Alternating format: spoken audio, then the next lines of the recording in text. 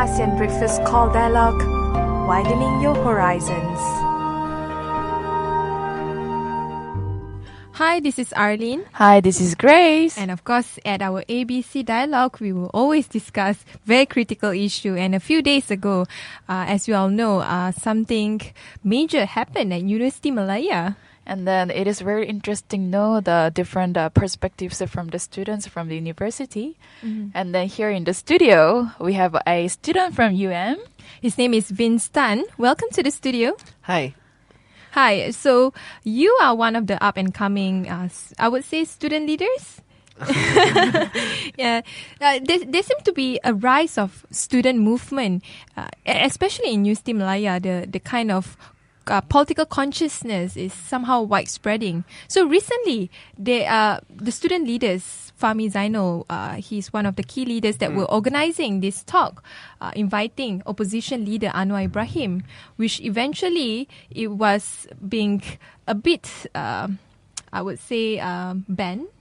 Maybe not banned, but he was barred from entering the university compound. Yeah, but what happened a few days ago really was a shocking event in a positive way, because we see there were about 2,000 people storming into the university and trying to allow this free academic space for Anwar Ibrahim to give his speech.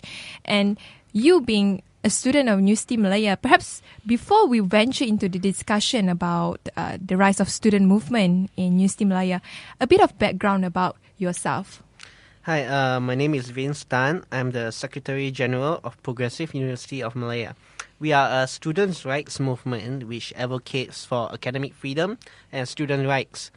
And particularly with all this issue on students' rights, academic freedom of speech is in our portfolio. We have tackled many issues on academic freedom. One of the main one was the Dato' Ambika Srinivasan was being barred by Universiti Malaya earlier this year. We do a signature petition at our faculty because she was barred in our faculty from speaking. So we do a signature petition and went to Parliament with a memorandum to do a press conference with other member of parliaments highlighting the issue of academic freedom coming under threat in our campus. So besides this, there is a series of events that are going on which makes more people being aware of the issue of academic freedom. Constant speakers which are not pro-government being barred, our lecturers being charged for sedition, okay, and the recent Anwar Ibrahim's event where Anwar Ibrahim was being barred from speaking. It serves as an insult towards our intellectual qualities of our students and a trample on our academic freedom. Can you describe a bit about the event that was supposedly taking place in the Universiti Malaya compound peacefully, which opposition leader Anwar Ibrahim was supposed to be the main speaker? This event is organized by the Student Union of Universiti Malaya. It's called Persatuan Mahasiswa Universiti Malaya. But the university does not recognize this group. Why? Even so, they are elected. Because they are elected under a different name, Student Council, not Student Union. But the Student Union members... So you mean there are two different student groups? They are the same entity. With rebrand itself to give its name Student Union. They are actually Student Council. Because there's a significant difference between Student Union and Student Council. Student Union is the old name before the University and University College Act. So they bring back that name to demand for more student autonomy. So the university refused to recognize them and refused to give permission for Anwar Ibrahim's event to go through. Of course, you need to understand the political background behind the political persecution towards opposition members. Anwar Ibrahim is seen as the greatest threat to the ruling coalition. So him entering back his old alma mater, Universiti Malaya, is seen makes the university paranoid and scared that Anwar Ibrahim will influence the students to become anti-government or something. Mm-hmm. Interesting, because the student movement, regardless whether Universiti Malaya or other university in this country, especially Universiti Malaya because it's the oldest university in this country, has been quite a strong force in this country since the 60s, if I'm not mistaken. But somewhere between the line, the student movement got trampled down. But when did it starting to emerge, the student movement in Universiti Malaya? I would say 2011 when the Adam Atli and all of them started the first ever academic freedom campaign in a long time since after Professor Abdul Aziz Bari was suspended from Universiti Islam Antarabangsa because he made a comment regarding the handling matter of the Sultan on the Bible issue, and he was suspended. So students all came out and protested and made their voices heard. That was the first ever campaign for academic freedom. Along the way, the more and more people get active in student movement. There was the anti-PT-PTN rally demanding for free tertiary education in 2002. After a while, that movement died down, and then there was the 13th general election where students participate to campaign for the opposition political parties as well as the ruling party, Barisan Nasional. And then after that, student movement died down again. Before recently, where after a lot of issues, Ambiga incident in Asmi Shaum, our professor, being charged, where we see academics and students coming together for first time in a very long time to demand for academic freedom in campus again. And right now, the most recent, Anwar Ibrahim's talk being banned, and there's a whole lockdown in the university. 4 p.m. onwards, the university lockdown prevent anybody from coming in and out of the campus just to prevent Anwar Ibrahim's program from going on. And there was an email sent by the university authorities to all its staff. Maybe you can explain more. Yeah, they were giving reasons saying that there's going to be a blackout, electricity, everything, so you all can go home early tonight.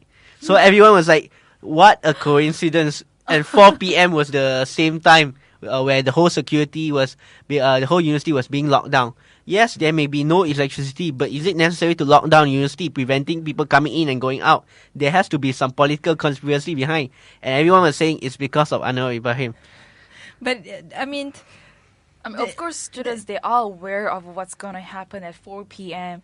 And with the announcement from the university, they're literally sarcastically saying that what a coincidence regarding this matter. The whole scenario was actually looks like a satire because it happened at the same time, and the reason that were given is a reason that you wouldn't expect a university authority body to have that kind of directive. Well, I must say, fair opinion is the university screw up big time. They didn't acted like a university. Instead, you can look at what Anwar Ibrahim said in his speech.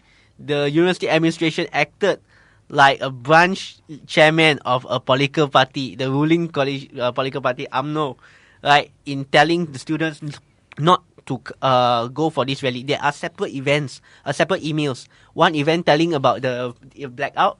There's no electricity. One email telling saying that, oh, you are forbidden to go for tonight's talk. It's illegal. So what gives the university to declare which is illegal and not? Right, there has to freedom of speech is guaranteed under the constitution. Freedom of assembly is guaranteed under the constitution. As long as they don't destroy any damage any property, it's okay. So we go back to the students storming the barricades. I think that the gate was still there. It's not been damaged badly or whatsoever, but it's just the chains which locked the university gates being which break probably open. you guys can buy it again for the university. Yeah, and see, but some of the students were arguing saying that if they didn't lock the gates, students won't be provoked to break it because it's raining. Everyone wants to go in, carry shade. So, and of course, we need to understand that the security guards are just doing their job under the directions of the university. And Asmi Shaum was there. Asmi Shaum was very noble to negotiate for students to go outside campus because it's a total lockdown. You can't go in, you can't go out. So Asmi Shaum negotiated for the security guards to open the side door to allow the students inside to go out and have the event outside. But there was a bunch of students which are maybe not happy. They still want to go in, so they stormed the barricades. I see. So okay, I will say this is actually good sign coming from students. And you're from South Korea, of course. Students do becoming protest all the time. Yeah, becoming like vocal about academic freedom, which is very, very crucial in one nation. And compared to the 60s and then nowadays, I believe that it has improved a lot in terms of speaking out, they're voicing out. So, what's your view on this? I think it shows that students can no longer be taken lightly and easily being indoctrinated and brainwashed. I just came across a video of a program, university senior staff indoctrinating local university students, telling them why we are against demonstration and all that. It's because all this will bring damage to the university's reputation or the infrastructure, and we are taxpayers funded university. We have to be accountable and all that. So with all sorts of reasoning, you can find it in the social media, this video. It shows that there has been constant training going on to indoctrinate students so that they listen to whatever the university says. And with the recent incidents of the students uprising, it shows that students are no longer that stupid to listen to what the university says anymore. And they are brave to come out regardless of the persecution and prosecution that they might face. Okay, aside from the students' political consciousness in organizing events, they are not necessarily pro-government. In a lot of university, they do invite opposition leaders, regardless how popular or unpopular the opposition leaders are. But just to put a focus on that particular night, what really happened after they entered the university compound? After they entered university compound, they marched. They marched towards. Of course, I wasn't there personally, but this is based on pictures and my friends who went there. Your friends' account. They marched towards the Dataran Dewan Tunku Chancellor, where the speech was originally intended to be held. And from there, Anwar Ibrahim delivered his historic speech. Why? Because that particular phase holds a very significant meaning to all the students. That is where the students are when they first entered university, the ceremony. That is where they will have their leaving ceremony, the convocation. And that is also a place where a lot of rallies and protests have happened. And next to it is the old Student Union building, where Anwar Ibrahim always gave his speech. So that particular part where after Anwar Ibrahim had the speech, everyone dispersed properly after the event. It was a peaceful assembly, no harm to us, anyone whatsoever. Let's talk about the speech. Were the speech seem like a political rally to get support for Pakatan? Was it about his 40-year experience as part of the student union movement? I watched the speech. Mainly the speech target on the issue of academic freedom. I'm saying it's not really political or whatsoever, but it's more of the youth. The whole thing of the event, from my perspective, it's not about Anwar Ibrahim anymore after the students enter in. It's all about the students. It's not about Anwar Ibrahim. The students coming out, and Anwar was praising the young students coming up and doing what is right, defending academic freedom. Of course, you need to understand that a lot of political party leaders, politicians, come to often, all the time, especially the government one. But the same cannot be said towards those who come from the opposition camp. So it's very iconic because Anwar Ibrahim, as an opposition leader, was at the end given a chance to speak. Which Tun Dr. Mahathir, his arch nemesis, was given many chance. So it's a more level playing field now. So the university has to acknowledge this. You can't make students stupid anymore by indoctrinating them, telling them what to think anymore. I want to go deeper a bit on the kind of conversation students are having right now in today's society, because students, as much as we want to applaud them for supporting different camps of the political spectrum, at the end of the day, are the conversation about politics deep enough to talk about policies, issues, especially issues impacting young people? Because at the end of the day, if it creates sort of a partisan support, meaning you support the personality or the political party rather than supporting the issues that they are advocating. It can be something that is fruitless. Yes. But from your point of view as a student, part of the student leaders, do you think students nowadays, they are matured enough to discuss issues, to discuss topics or issues beyond partisan issues? We have come to a certain extent where there must be liberalization of information. You cannot just give an account on one side. You have to give account on both sides so students can think rationally what they want, who they want to support. Towards that, to a certain extent, this information is being blocked by the university to the students. The university always tells us what to think, what to wear, whatsoever.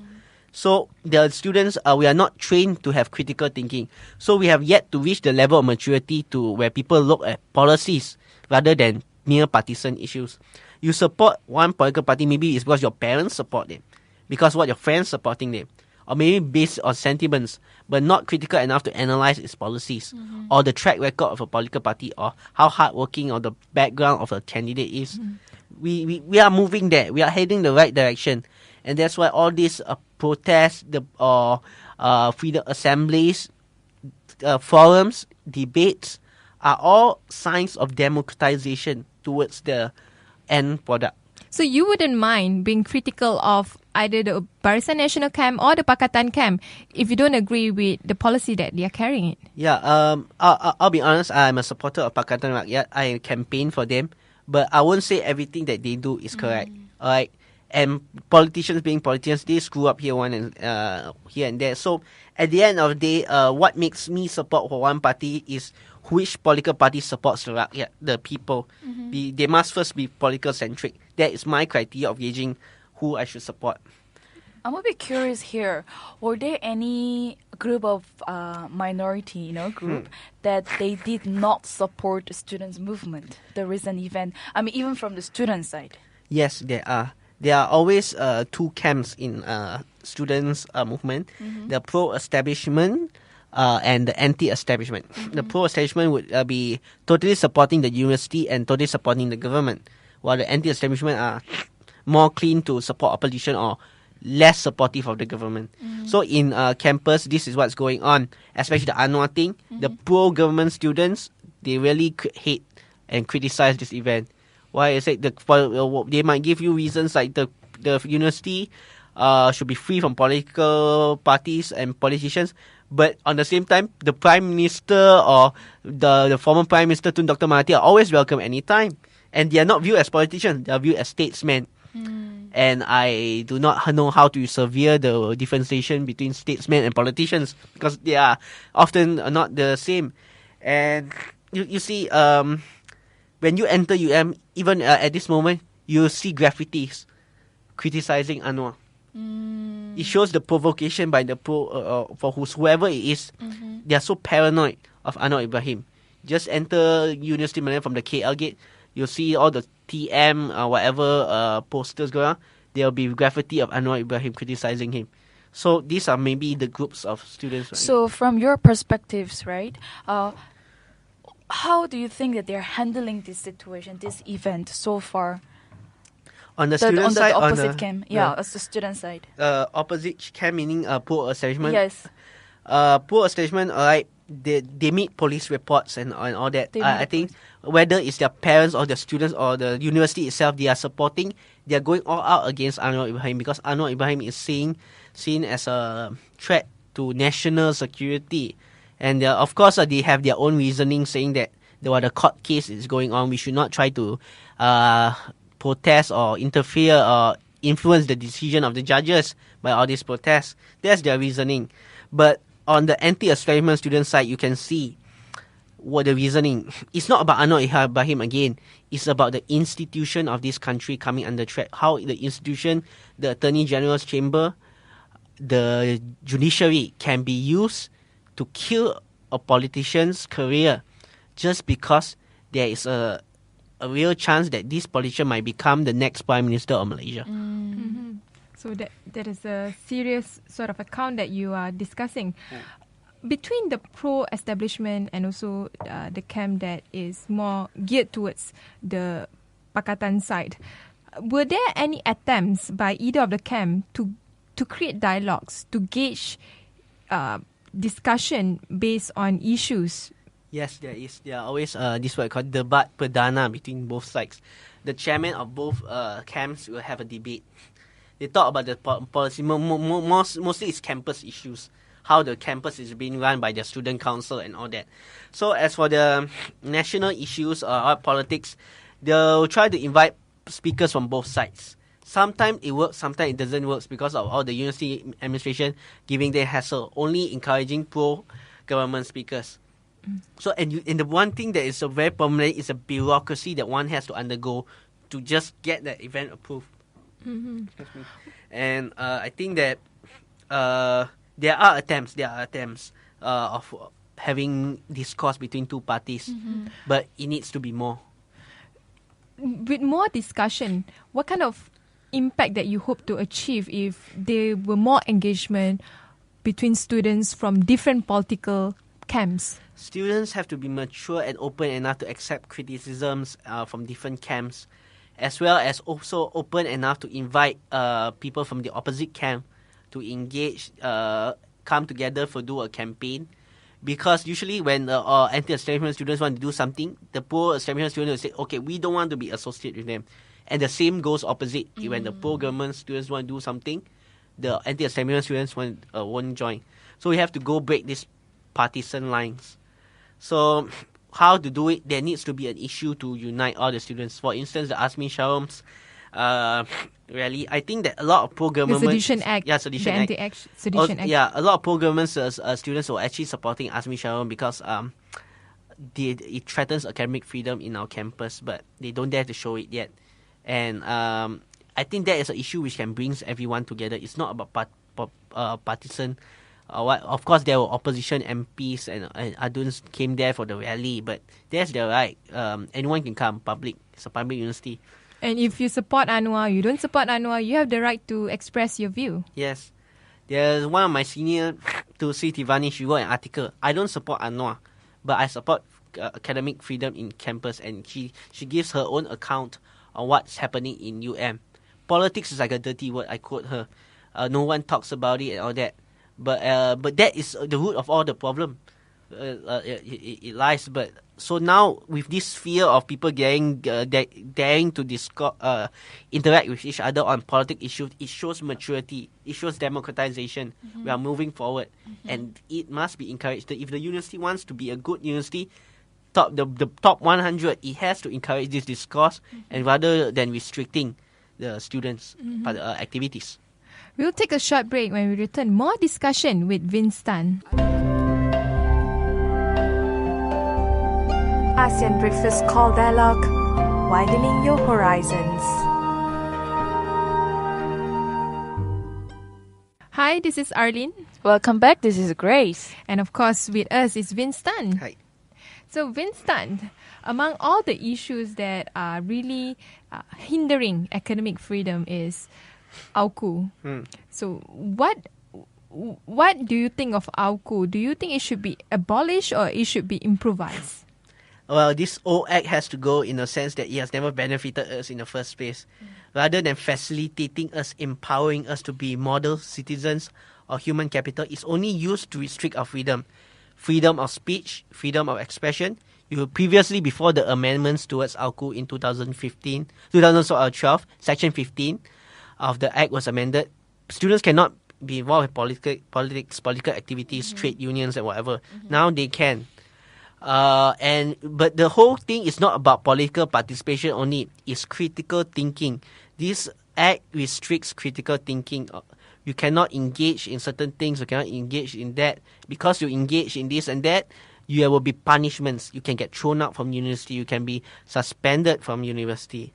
So, if there is the persecution or persecution towards students who dare to voice out, nobody dares to voice out. It kills academic freedom. It kills the students' ability to think.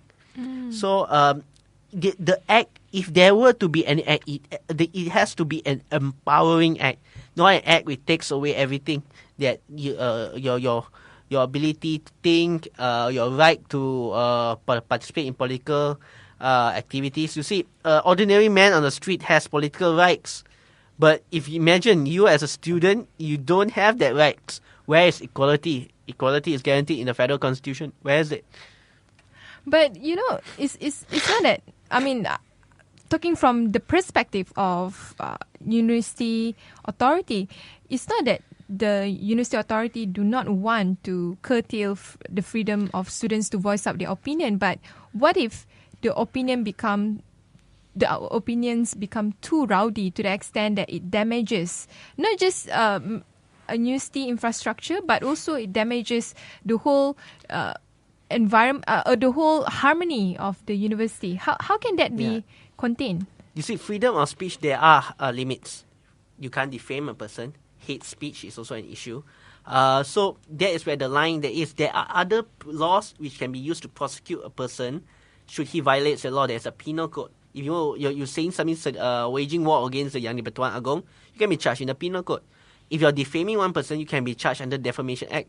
So why does it need this University and University College Act, right? Because it there are aspects which talks about administration of the university, but also the political perspective of it is the total silencing of students. Because before this act, students in the 70s, 60s, they were very active, very vocal, critical thinking, and Malaysian universities were the top.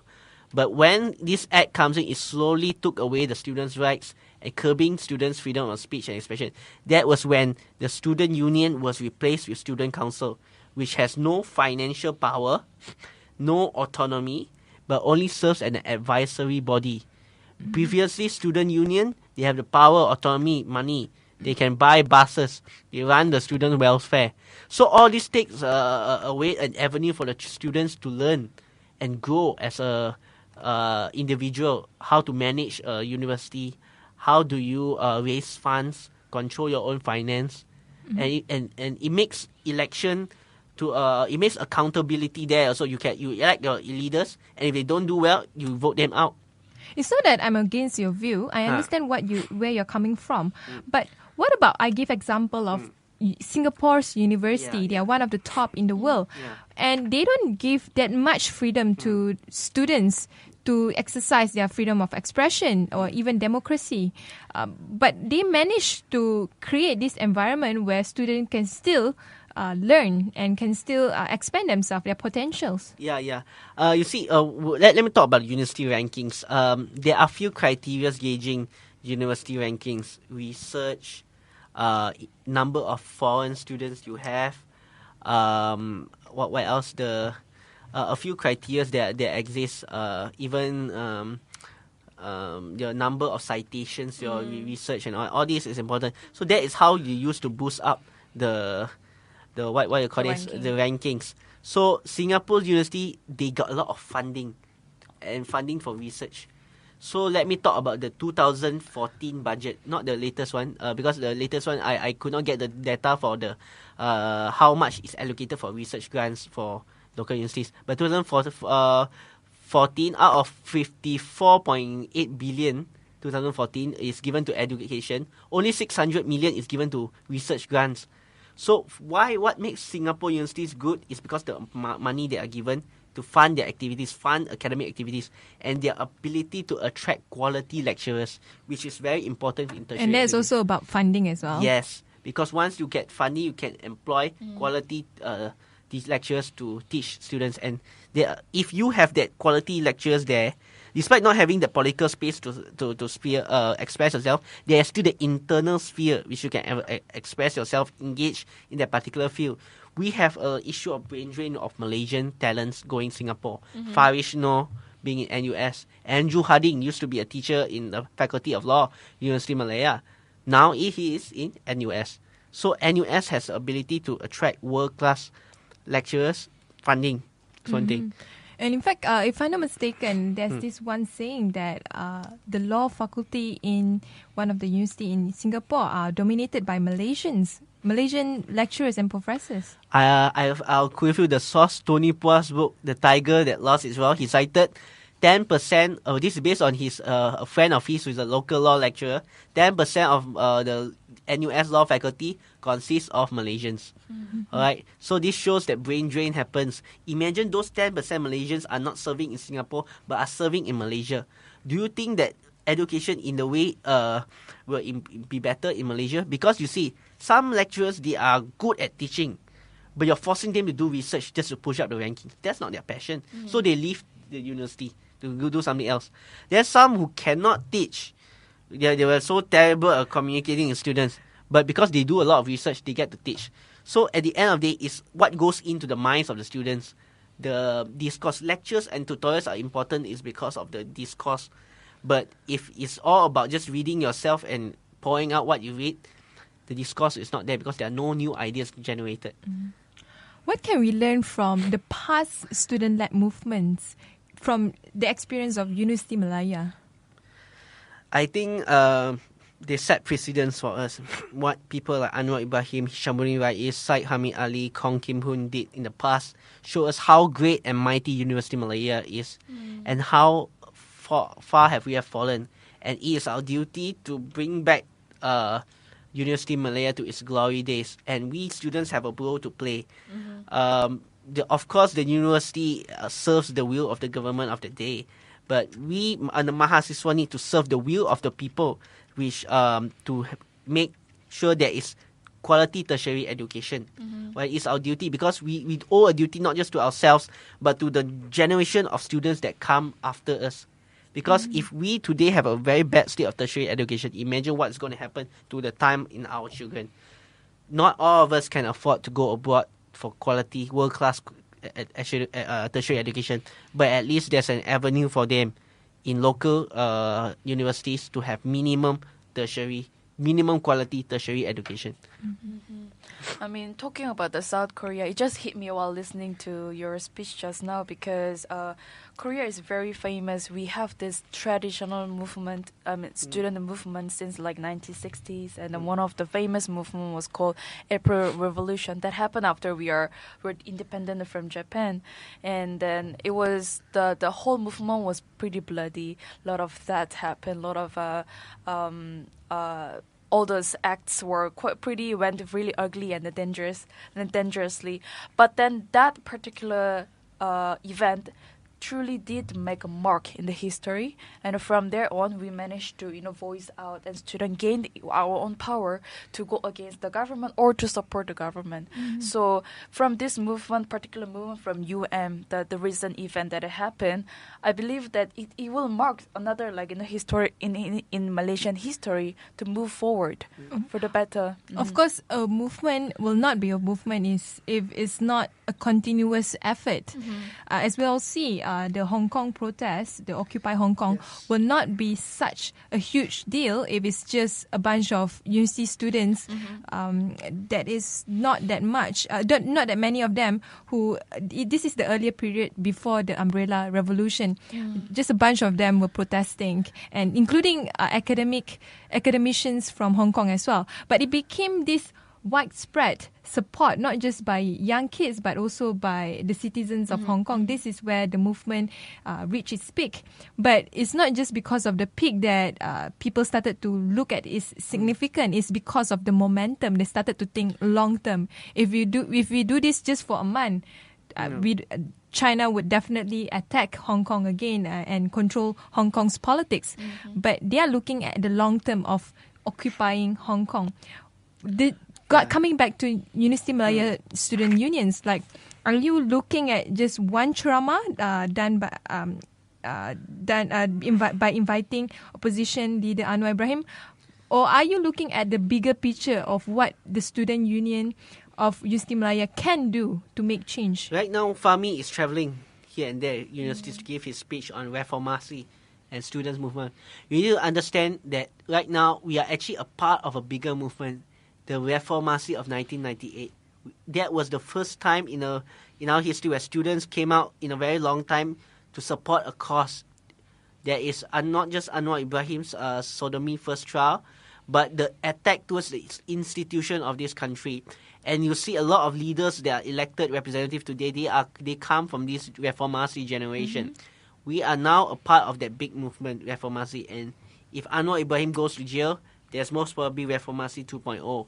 So on our part, students like Azmi Shalom's sedition trial, he being charged and all that, we came up with a movement, Solidarity for Azmi Shalom. After the rally, it's not just a rally go back thing. We did consecutive forums.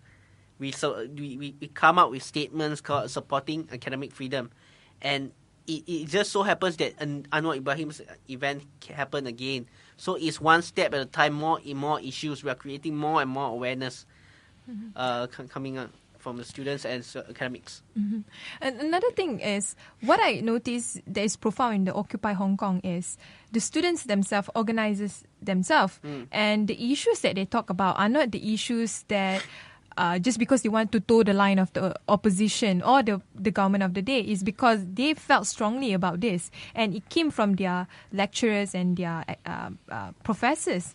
But when it comes to Universiti Malaya student unions, and also I guess the student movement as a whole in Malaysia, how can they move beyond this being too attached to the opposition, but or too attached to the establishment, that kind of current, I would say, makeup to move to a space where students actually uprise, not against the government, but against issues that they felt strongly against. Identity is very, very important in every student movement. I come from progressive. What are we advocating? Academic freedom, student rights, social democracy. This has to be very clear in every student movement. It's not just about fighting for an issue and then go back. It has to be long term, right? Like what you said just now. So, academic freedom starts with awareness. Alright, it starts. People need to understand what is it, and then it builds. When issue comes in, we need to explain what is the importance of academic freedom, the effects of academic freedom. It's how it builds, how academic freedom will affect our quality tertiary education. You gave a very good example, comparison between Singapore and Malaysia. Why is different? Why Singapore can still be successful despite not having the political sphere? Is a lot of factors affect this education, funding, political sphere and all that. But this is my opinion, is education does not lie in the classroom itself only, but the world itself is a university of life where you can learn it. All these protests, democratization process, discourse forums, debates are also a part of our education that happens outside the classroom. Using Hong Kong's example, why they are so young students, so young, they know so much, they're so critical, and they debate based on issues and not just partisan lines. It's because they were given that exposure. They know what to think, how to think, and not let other people tell them how to or what to think. They can think for themselves. This is the first step that we need our students, our university students to achieve, the ability to think for themselves, stand on their own feet, and have their own identity. In Hong Kong, happened a few days ago. The student the student leaders, or those that represents the student movement in Occupy Hong Kong, were having a negotiation with with Hong Kong chief executive camp. But the thing that struck me is they still allowed this conversation or dialogue going on. If you put it in the Malaysian context, let's say you were the student leaders in Universiti Malaya were allowed to have a dialogue with key politicians, let's say by both the government of the day and also by key opposition leaders. What are the key issues that you want to raise to them? First and foremost is the duty of the government to provide quality tertiary education. It has to be focused on quality tertiary education because all of us are affected by it. Academic freedom is an issue, a criteria that needs to be there to have quality tertiary education. If not, you won't have the freedom to do your research. You won't be ability to think critically. You're disallowed from doing so. So, government needs to respect that academic freedom, that sphere, and not trample upon it. This will be our first demands. Of course, the government will be very concerned in their influence. They are trying to prevent the students from supporting the opposition. But it needs to look at a bigger picture, nation building. How building human capitals are important for nation building, leaders of the next generation. And I think this is a bigger picture, a duty that the government has to the people and this country that needs to be prioritized rather than political power. Because it will be a very good attraction point for government as well if they can improve also tertiary education system, because it will actually prevent the Malaysian students to going out of country. Instead, they can actually attract lots of foreigners as well as Malaysians outside to come actually learn here in Malaysia. Probably if you want to give an argument that will benefit the government of the day, is it can prevent brain drain. Yes. And that's the bigger issue. What people need to understand what is good. The party, the political party who is governing needs to understand what is good for Malaysia is good for your political party. If you do draw your policies based on that, people will know your sincerity and there is a sense of direction. And I think people will support. Even if Prime Minister Najib Razak is committed, like let's say, to abolish the Sedition Act, we will support. Alright, because it's good for Malaysia, it's good for the rakyat, we will support.